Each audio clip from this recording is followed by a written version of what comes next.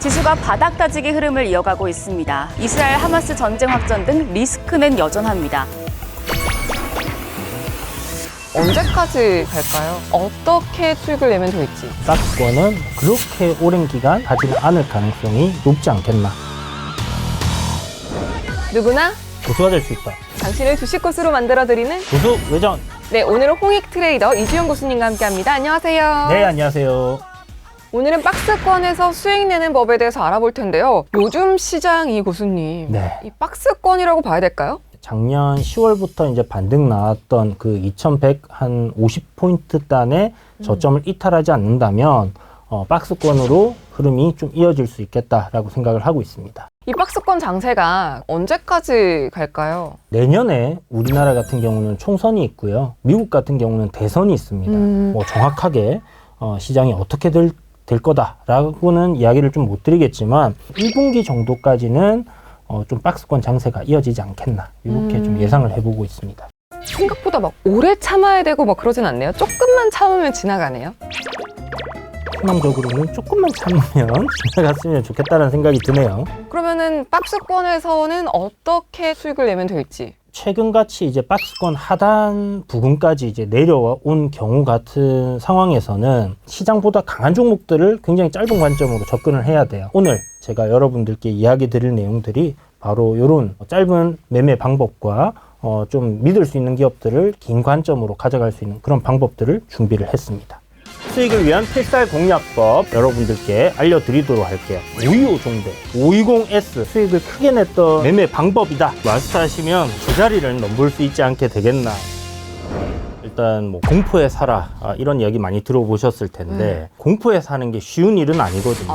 못 사요, 못 사요. 그래서 좋은 기업이라도 내릴 때 그냥 사면 안 되고요. 어떤 기준이 있어야 됩니다. 그렇다면 심플하게 제가 기준을 하나 만들어 놓은 거를 여러분들께 알려드리도록 할게요. 혹시 남희 씨 같은 경우는 어떤 매매 스타일 즐겨 하시나요? 저는 요즘 같이 이렇게 좀 장이 불안정할 때는 당일 혹은 일주일 내로. 짧은 매매. 네. 자, 그래서 준비했습니다. 당일치기 불기둥을 잡아라. 첫 번째, 전일 거래 대금이 평균보다 2배, 3배 이상 발생하는 종목. 혹시 네. 거래 대금은 한 어느 정도 되는 게 좋을까요? 100억? 시장이 정말 안 좋은 경우들 같은 상황에서는 한 300억 정도, 시장이 조금 괜찮아지고 활발해진다 그러면 500억에서 1000억 정도 나오는 종목들을 우리가 기준으로 잡고 보자 라고 생각을 하시면 될 것 같고, 그런 종목들 같은 경우는 어떤 이유가 됐던 간에 재료가 붙어 있다라고 우리가 볼 수 있는 겁니다. 그걸 우리가 바로 확인할 수 있는 방법이 거래 대금이다라는 것이고요. 평소 대비해서 급격하게 증가하는 이런 종목들을 지속적으로 봐야 되고, 거래 대금이 크게 터진 종목들인 경우 다음 날도 관심을 받을 가능성이 상당히 높다. 예시를 하나 보여드릴 텐데요. 28 전쟁이 발생하면서 유가 관련 종목들이 급등을 하기 시작을 했어요. 자, 보시는 것처럼 지금 거래 대금이 어떻게 됐죠? 평균 대비해서 2배, 3배 가까이 굉장히 크게 터졌습니다. 그죠? 그 이후에 이런 장대 양봉이 나오고, 요때 그러면 사람들에게 관심을 많이 받았을 거예요. 다음 날 보시는 것처럼 이 시가가 하락 출발했어요. 갭이 안 떴죠. 네. 그러면 이날은 거래 대금 줄었지만 평소 대비해서 엄청나게 큰 이런 거래 대금이 어제에 이어서 오늘도 이어졌다라는 거죠. 그러니까 시장에서 계속해서 이슈화되고 있다라는 관점에서 다음날 계속 지켜봤다라면 아침에 갭이 이렇게 크게 뜨는 거예요. 자, 두 번째, 시초가가 갭 상승한 종목을 찾아라. 아침부터 매수세가 매도세보다 더 큰 종목들 같은 경우는 상승 출발을 하게 되어 있어요. 전일 종가보다 상승 출발한다. 그리고 우리는 이거를 상승 갭이라고 하는데, 갭이 뜬 종목을 일단 우리는 공략을 하는 타겟으로 잡는다라고 생각을 하시면 좋을 것 같고요. 너무 갭이 많이 뜰 경우에는 하단에서 매수하는 사람들의 차익 실현 욕구가 굉장히 커지는 구간이 될 수 있어요. 그러면 그날 하루 종일 음봉으로 줄줄줄줄 흘러내리는 경우들이 많기 때문에 일단 여러분들께는 경험상 한 7% 이내로 뜨는 종목들을 공략하는 것이 좋겠다라는 이야기를 드려야 될 것 같아요. 7% 이내 갭 상승한 종목을 찾았어요. 그러면은 어떻게 들어가요? 바로 그냥 시장가? 굉장히 좋은 방법일 수도 있습니다. 근데 오늘 제가 설명드릴 방법은 장 초반 돌파 매매로 매수하는 방법인데요. 시초가를 돌파하는 자리에서 매수를 하는 방법이고요. 네. 갭 상승한 종목이 조정을 받다가 다시 한번 시가를 돌파하는 시점, 바로 거기가 우리의 매수 포인트가 된다. 시초가라는 가격은 아침에 매수와 매도가 굉장히 치열하게 거래 주문에 의해서 결정이 나는 가격대예요. 그 말인즉슨 강한 거래량을 동반했고 저항이 될 수 있다라는 부분인데, 그 저항단을 돌파한다라는 것은 상승으로의 힘이 강하다라고 우리가 생각할 수 있는 거죠. 이게 바로 흥구 석유의 분봉입니다. 보시는 것처럼 아침에 시가 상승이 나왔고 시가 예로 시세가 내려와요. 내려와 있다가 오후단에 거래가 터지면서 시가를 돌파하는 시점 매수를 했다라면 수익이 날 수 있었다.